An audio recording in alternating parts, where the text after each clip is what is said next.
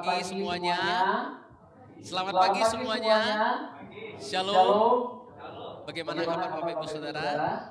Semoga semuanya sehat dan luar biasa. Amin.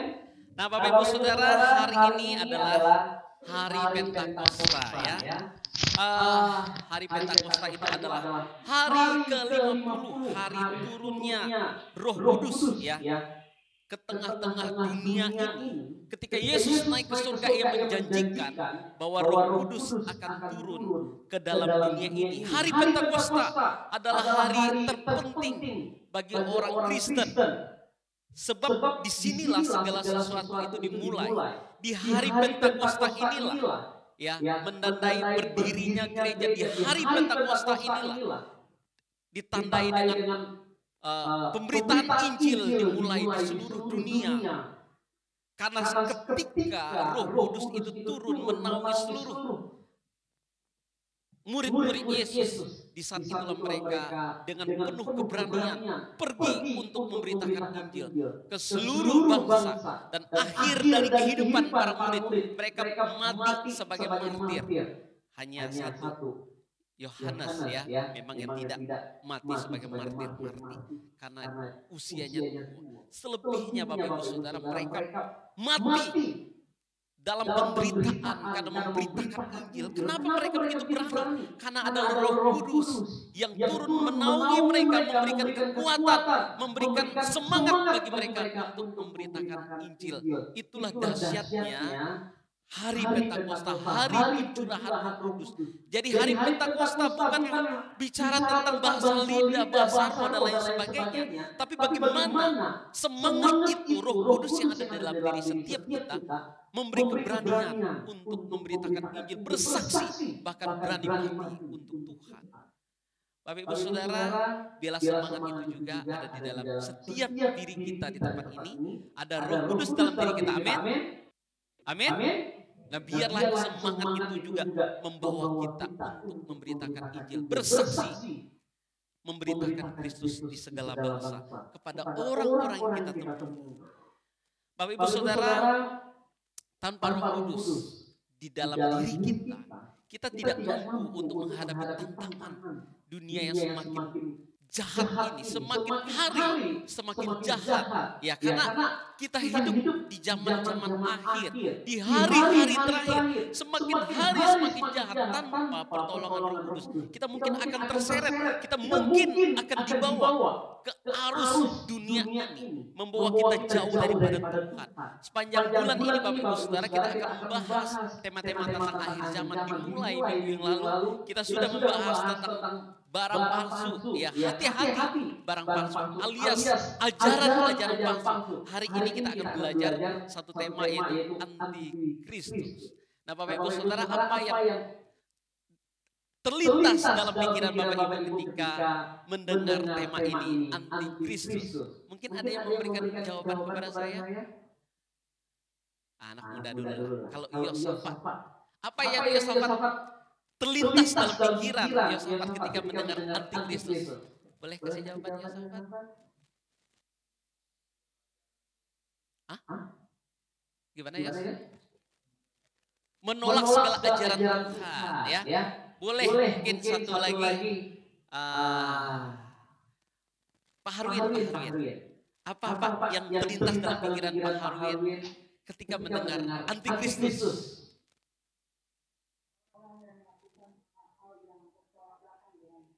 Orang yang melakukan hal-hal yang bertolak belakang dengan firman Tuhan. Nah, Bapak Ibu Saudara, mungkin ada yang juga berpikir ya, atau terlintas dalam pikirannya ya, kalau antikristus itu begini ya. Antikristus kalau kita searching, Bapak Ibu googling gitu ya, antikristus pasti muncul gambar-gambar seperti ini. Ya. Bapak Ibu Saudara, apakah ini yang dimaksudkan dengan antikristus? Ya, tidak ada salah Bapak Ibu Saudara. Tetapi tidak selalu tampil dalam bentuk yang seperti itu, yang menyeramkan, yang menakutkan dalam hal-hal seperti ini. Memang simbol-simbol seperti ini banyak sekali yang hadir di dunia ini ya untuk menandai, ya biasanya mereka itu menandai diri mereka adalah orang anti agama, anti bertuhan dan lain sebagainya dengan simbol-simbol yang demikian. Tetapi antikristus tidak selalu hadir dalam bentuk yang demikian. Saya sangat yakin ya kalau orang seperti itu datang dalam bentuk yang menyeramkan, terus ingin mengajarkan kepada kita suatu hal, lihat aja kita udah takut dan menghindar. Bapak Ibu Saudara, ada di Kolombia, ada gereja namanya gereja setan, gereja setan.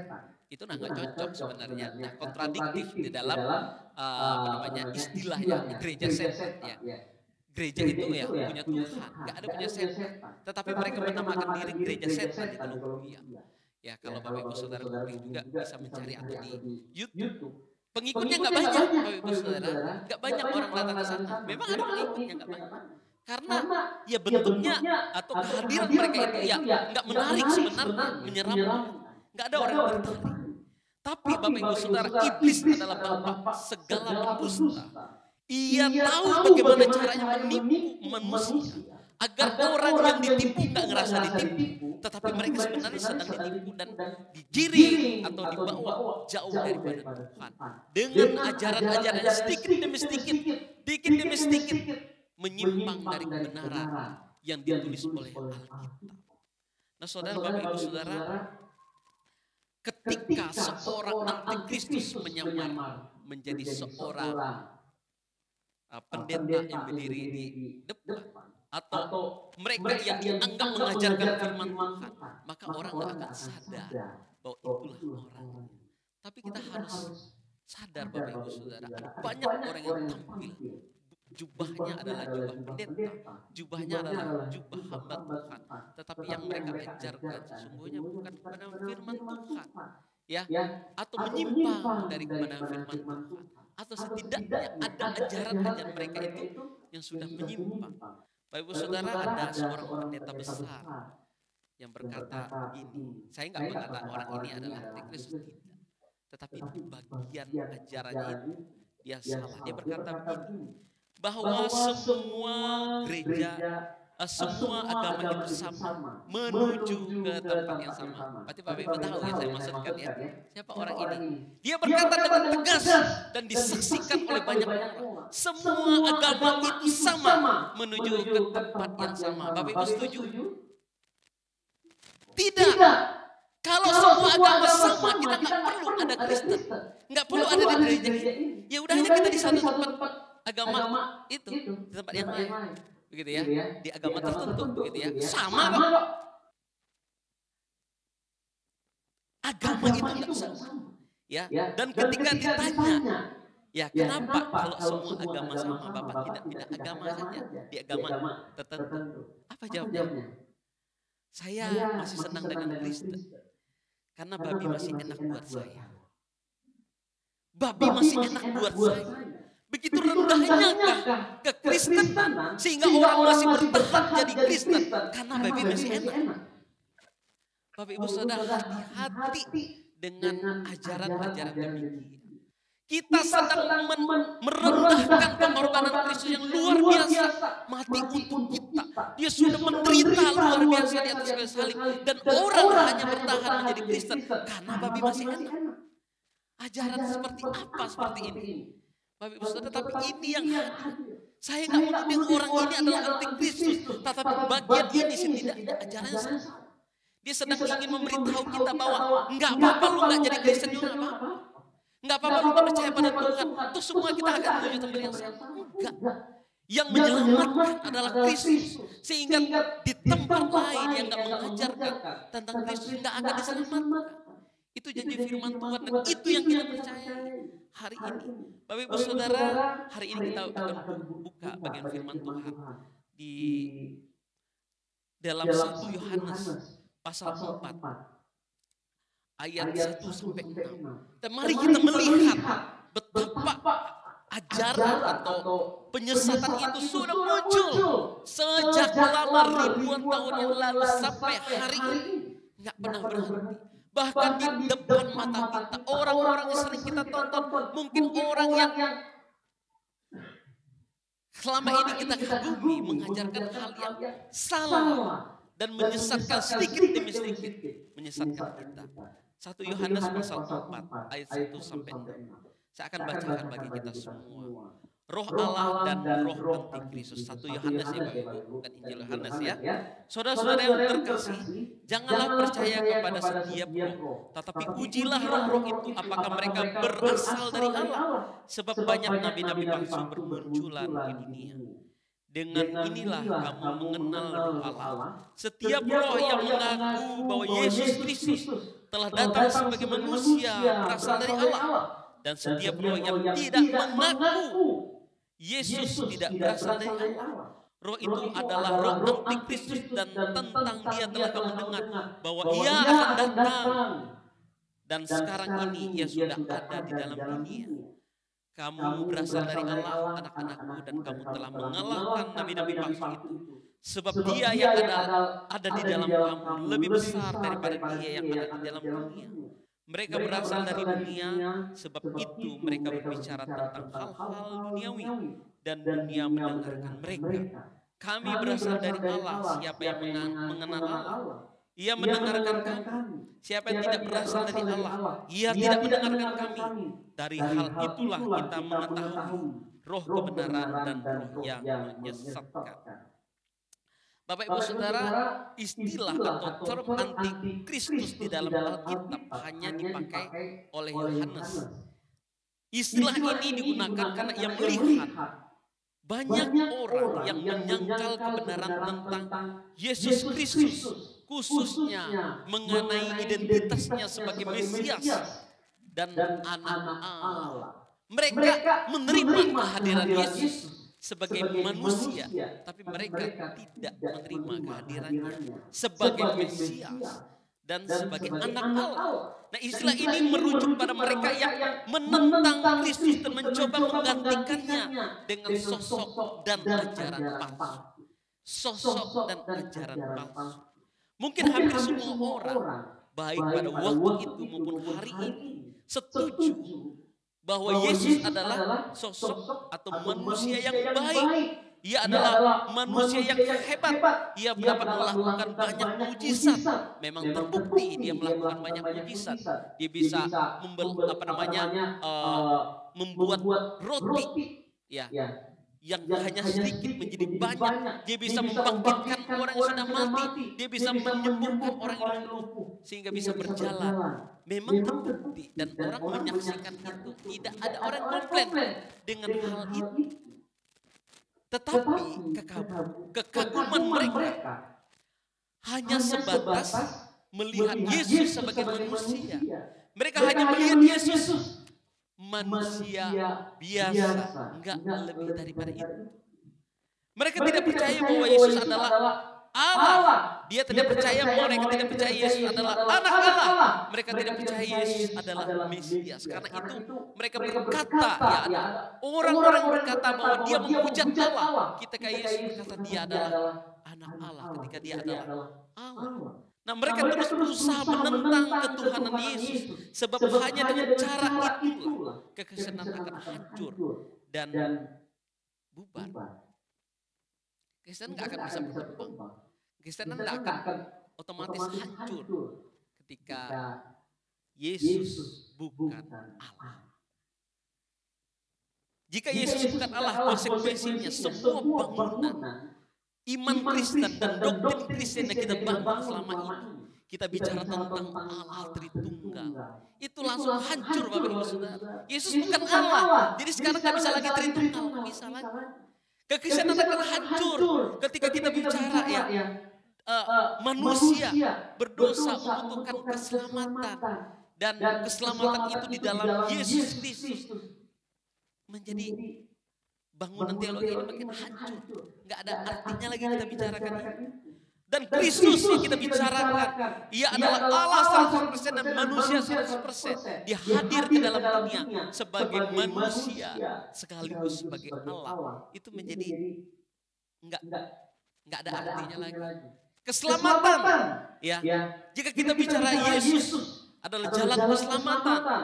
Ya, Yesus jalan kebenaran dan jalan kehidupan.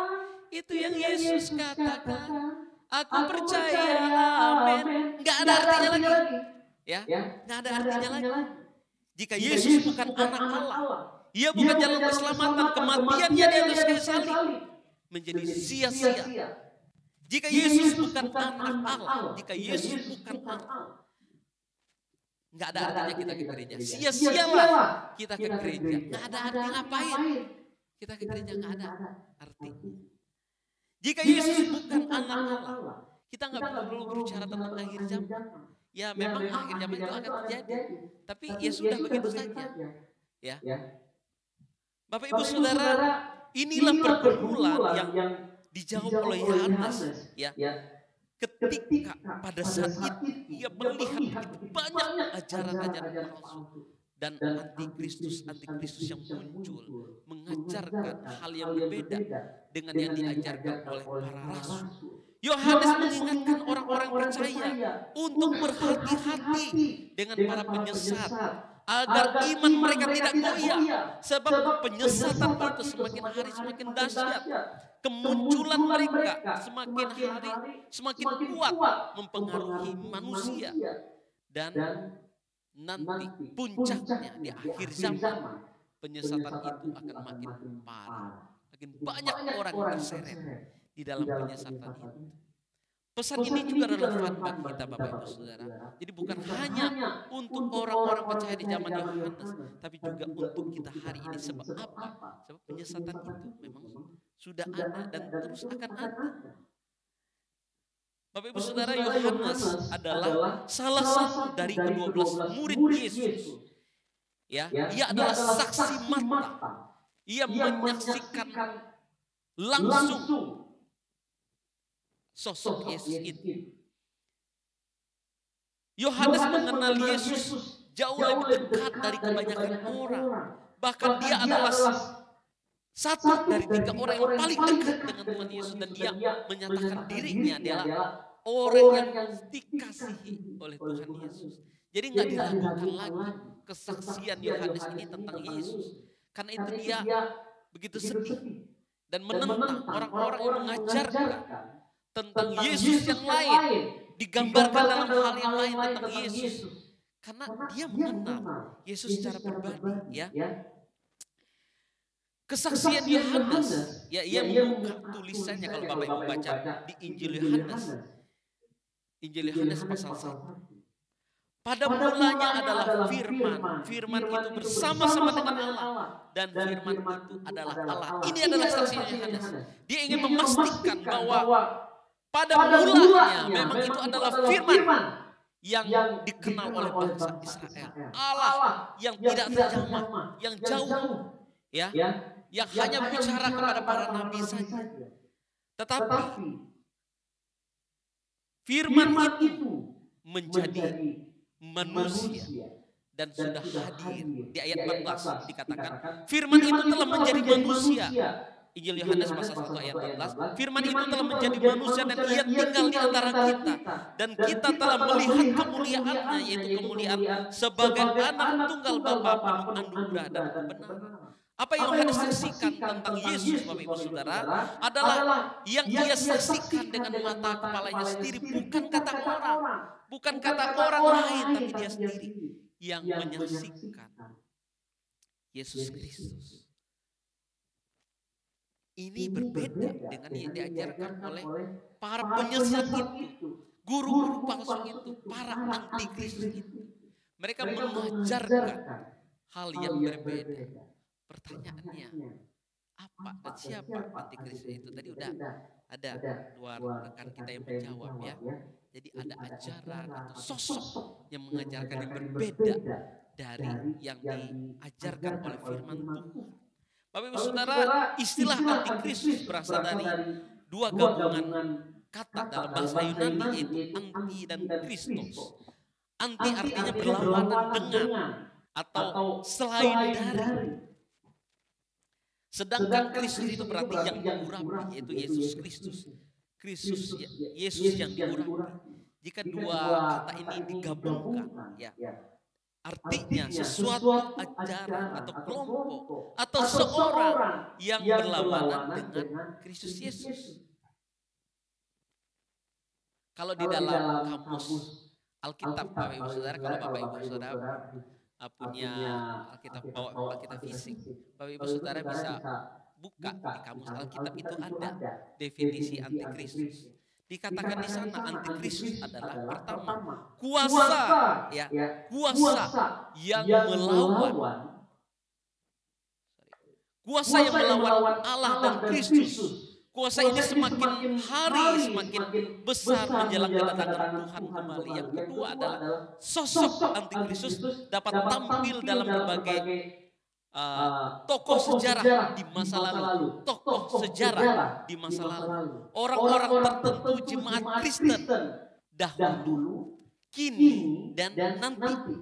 Jadi dia adalah bisa jadi tokoh sejarah masa lalu, bisa jadi adalah orang-orang Kristen tertentu di jemaat Kristen dahulu, kini, dan nanti dapat berperan sebagai antikristus. Ya, sorry. Jadi jelas ya Bapak Ibu Saudara, jadi ini bukan hanya tokoh saja, tapi dia adalah kuasa. Dia bisa juga seorang, bisa juga kelompok orang, bisa juga dia adalah ajaran. Jelas antikristus tidak hanya satu. Jadi dalam banyak bentuk. Beda zaman, beda orang. Beda zaman, beda kelompok. Kalau dalam Alkitab pada zaman Yesus, orang-orang yang antikristus bisa jadi adalah mereka yang menyalibkan Yesus. Kenapa saya katakan bisa jadi? Karena tidak semua orang menyalibkan Yesus kita golongkan sebagai antikristus. Karena memang penyaliban Yesus itu syarat akan politiknya juga. Jadi banyak orang menyalibkan bukan karena mereka anti pada Yesus, tapi tekanan politik yang membuat mereka harus menyalibkan Yesus. Tapi ada orang yang berperan untuk menyalibkan Yesus karena mereka menolak ketuhanan Yesus. Mereka menolak bahwa Yesus adalah Mesias yang dijanjikan itu bagi bangsa Israel dan bagi seluruh dunia. Sehingga yang mereka lakukan adalah mereka ingin membunuh Yesus dan menyalibkan Yesus supaya Yesus ini ya binasa, enggak berkembang lagi ajarannya. Nah Bapak Ibu Saudara, mungkin kita sudah bisa membayangkan ya, sosok antikristus ini hadir ya di dalam dunia ini, bahkan di zaman kita ini kita sudah bisa bayangkan. Ya jadi mereka ini adalah orang-orang yang memang menentang ketuhanan Yesus, menentang bahwa Yesus itu adalah Mesias yang dijanjikan. Dari mana mereka ini berasal? Tadi sudah dijelaskan di ayat 19 pasal 2 ayat 19 di dalam 1 Yohanes. Bapak Ibu Saudara, mari kita buka. 1 Yohanes pasal 2 ayat 19 dikatakan, memang mereka berasal dari antara kita, tetapi mereka bukan bagian dari kita. Sebab jika mereka bagian dari kita, tentu mereka tetap bersama kita. Saya baca di dalam TP2 ya.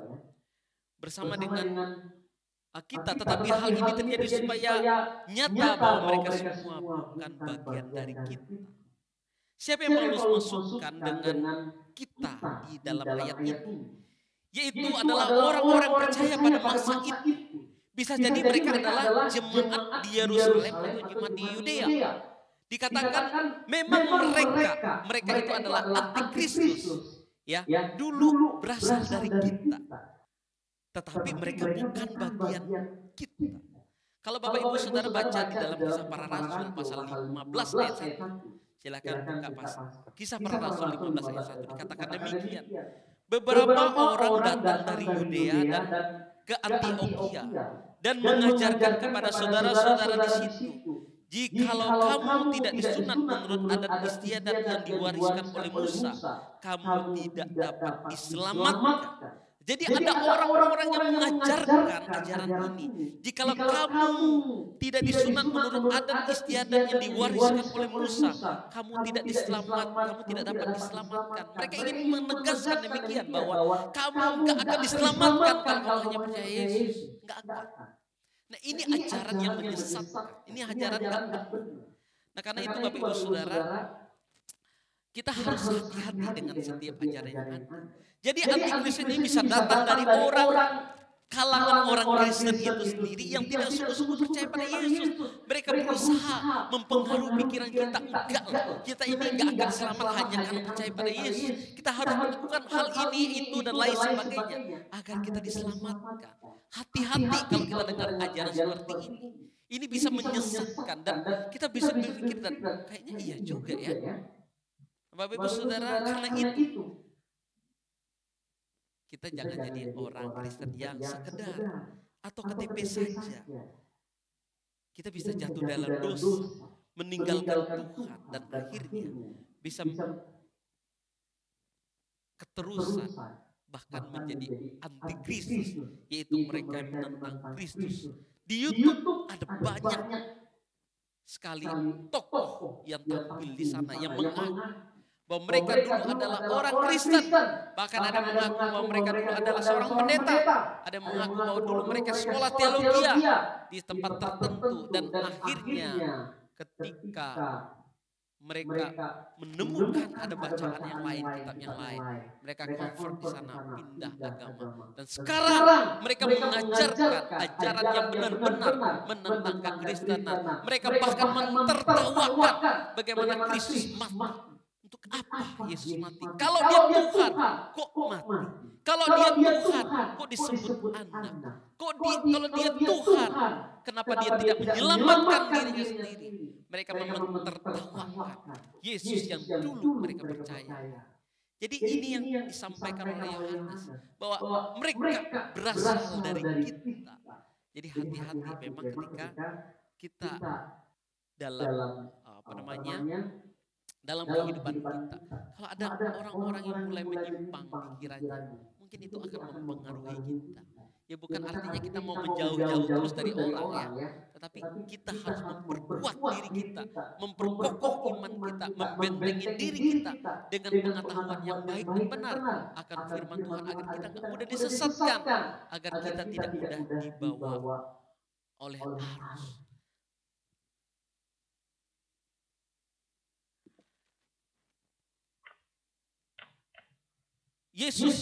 Tuhan Yesus mengabarkan bahwa pada masa mendekati kedatangan yang kedua kali, pada akhir masa, ya, antikristus akan benar-benar meniru pribadinya. Katakan meniru pribadinya, sambil menyatakan diri sebagai Kristus atau Mesias yang telah kembali. Ya. Jawab Yesus dalam Alkitab, Bapak Ibu Saudara. Dalam Matius pasal 24 ayat 4 sampai 5. Waspadalah supaya jangan ada orang menyesatkan kamu, sebab banyak orang akan datang dengan memakai namaku dan berkata akulah Mesias, dan mereka akan menyesatkan banyak orang. Sebab Mesias palsu dan nabi-nabi palsu akan muncul, dan mereka akan mengadakan tanda-tanda yang dahsyat dan mujizat-mujizat, sehingga sekiranya mungkin mereka menyesatkan orang-orang pilihan juga, menyesatkan orang-orang pilihan juga. Jadi kita ini enggak kebal dari penyesatan kalau enggak sungguh-sungguh mengenal Alkitab, mengerti Alkitab. Kapan dia datang? Jadi tadi siapa? Ya, di mana dan sekarang kapan? Ya, antikristus itu datang. Kita sudah melihat beberapa kali dalam bagian ini. Di pasal 2 ayat 18 dikatakan, anak-anak inilah waktu yang terakhir. Dalam bagian ini Yohanes ini menyadarkan para pembacanya, termasuk kita yang ada hari ini, bahwa kita ini sudah berada di dalam waktu yang terakhir. Dulu Yohanes bicara 2000 tahun yang lalu. Dia berkata kita sudah berada di hari-hari yang terakhir, dan kita juga termasuk di dalamnya hari ini. Dan seperti yang telah kita dengar bahwa antikristus akan datang. Ya, akan datang. Dan dulu mereka sudah dengar tentang itu. Jadi sebelum Yohanes menuliskan bagian ini, dia berkata, kita sudah dengar bahwa ia akan datang. Sekarang artinya pada saat itu, pada saat Yohanes bicara, banyak antikristus telah bangkit. Jadi kapan dia datang? Dulu sudah ada, sekarang ada, dan nanti akan ada. Sampai kapan? Sampai akhir zaman. Dan penyesatan itu semakin hari semakin banyak. Antikristus sudah ada dari dahulu sampai sekarang. Mereka ada di antara kita, kata Yohanes. Dan mungkin di kalangan orang Kristen yang kita tahu ada di antara yang mereka gak sungguh-sungguh hidup takut akan Tuhan. Ya, mereka bisa jadi orang-orang yang anti dengan Kristus. Bapak Ibu Saudara, kalau kita mendengar hal ini, apa yang harus kita lakukan sebagai orang percaya? Apa yang harus kita lakukan? Yohanes mengingatkan kita. Ya, yang pertama itu adalah dengar. Kita baca di ayat 2 dan 3 di pasal 4 tadi. Saya akan bacakan bagi kita semua. Dan inilah kamu mengenal, dengan inilah kamu mengenal roh Allah. Setiap roh yang mengaku bahwa Yesus Kristus telah datang sebagai manusia berasal dari Allah. Kita harus dengar ini. Dan setiap roh yang tidak mengaku Yesus tidak berasal dari Allah. Roh itu adalah roh antikristus. Dan tentang dia kamu telah dengar bahwa ia akan datang. Dan sekarang ini ia sudah ada di dalam dunia. Yang pertama itu dengar ajaran. Apa sih yang diajarkan oleh hamba Tuhan, Bapak Ibu di sini?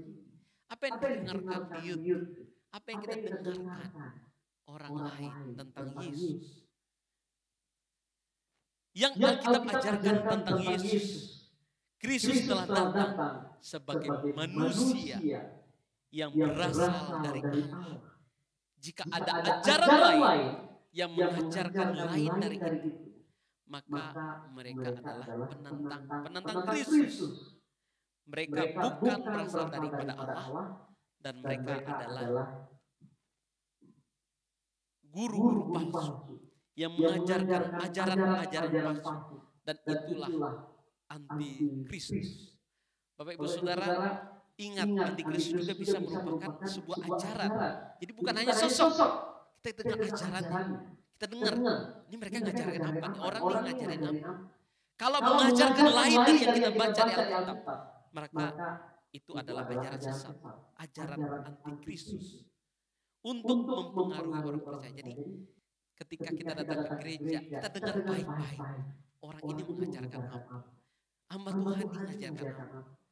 Ya bersyukur ya, kita terus belajar ya, hamba Tuhan di sini juga terus belajar supaya pengajaran kami ini tidak menyimpang. Kami juga kadang saling mengoreksi ketika rapat hamba Tuhan. Kami saling mengoreksi kalau ada sesuatu yang kurang tepat dan lain sebagainya. Supaya apa? Supaya kita terus di jalur yang benar. Kami berusaha untuk belajar agar tidak menyesatkan Bapak Ibu Saudara. Tapi di luar sana ada banyak sekali ajaran-ajaran yang gak bisa difilter. Yang kita dengar itu kayak benar, tapi dipikir-pikir lagi salah. Nah karena itu penting untuk dengar dengan baik. Yang kedua adalah ujilah ajaran itu. Di ayat pertama dikatakan, saudara-saudaraku yang terkasih, janganlah percaya kepada setiap roh, tetapi ujilah roh-roh itu. Apakah mereka berasal dari Allah? Sebab banyak nabi-nabi palsu bermunculan di dunia. Dan bagaimana cara kita menguji sebuah ajaran, Bapak Ibu Saudara? Menguji sesuatu itu mudah. Cara untuk menguji apakah sesuatu itu asli adalah dengan mengenal dengan baik mana barang yang asli. Ketika ada barang yang palsu muncul, kita akan langsung bisa mengenal bahwa ini gak asli. Dulu ketika saya di Bandung, saya sempat jualan sepatu, lambangnya Nike, ya, Nike gitu ya, Nike. Ketika saya jualan, harganya murah. Orang tanya ini asli nggak Pak? Saya tanya, menurut Bapak ini asli nggak? Harganya kurang lebih 500.000, 600.000. Katanya enggak sih. Kok Bapak bisa bilang begitu? Ya karena harganya murah. Kalau Nike yang asli, pasti nggak harganya segitu. Tetapi dilihat dengan kasat mata, kita jauh bisa ngerti. Oh ini gak asli ini, kualitasnya berbeda. Karena kita udah kenal barang asli, kita gak pernah ditipu dengan barang palsu. Kalau kita ingin tahu suatu ajaran itu benar, kita harus menguasai dulu ajaran yang benarnya. Kita harus ngerti dulu Alkitab. Kalau enggak kita akan mudah ditipu. Saya ingin tanya kepada Bapak Ibu jemaat, harus angkat tangan. Ya, angkat tangan semua. Ya.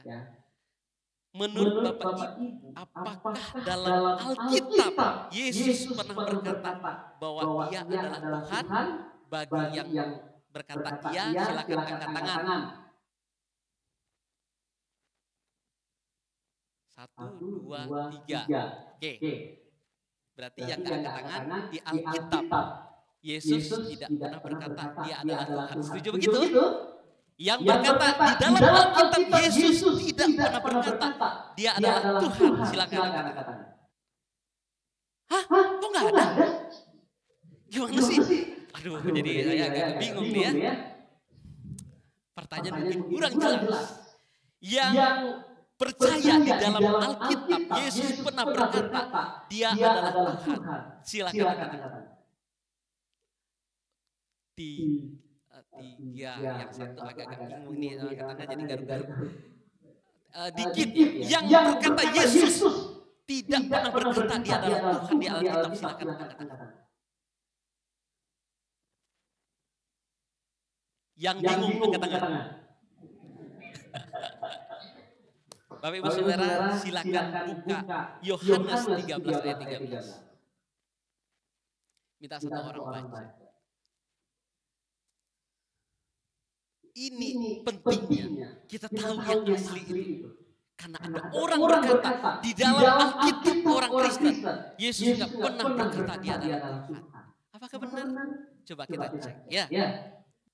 Boleh Ibu Kristina yang bantu baca. Boleh?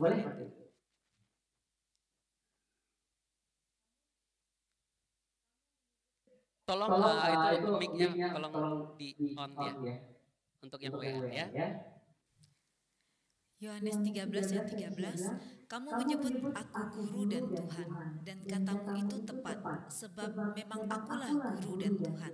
Memang akulah guru dan Tuhan. Aku guru dan Tuhan. Jadi ajaran ini atau kata-kata yang tadi saya tanyakan sering dilemparkan oleh orang-orang yang percaya, yang berusaha menyerang Kristen dan berkata di dalam Alkitab orang Kristen Yesus tidak pernah berkata bahwa Dia adalah guru dan Tuhan.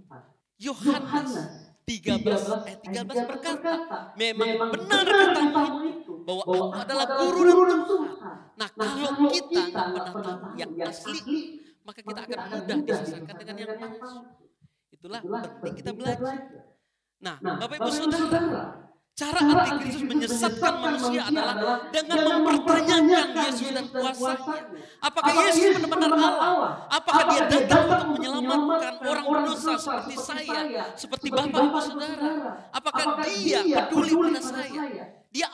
Emang Dia peduli pada saya? Kalau Dia datang, emang Dia peduli pada saya?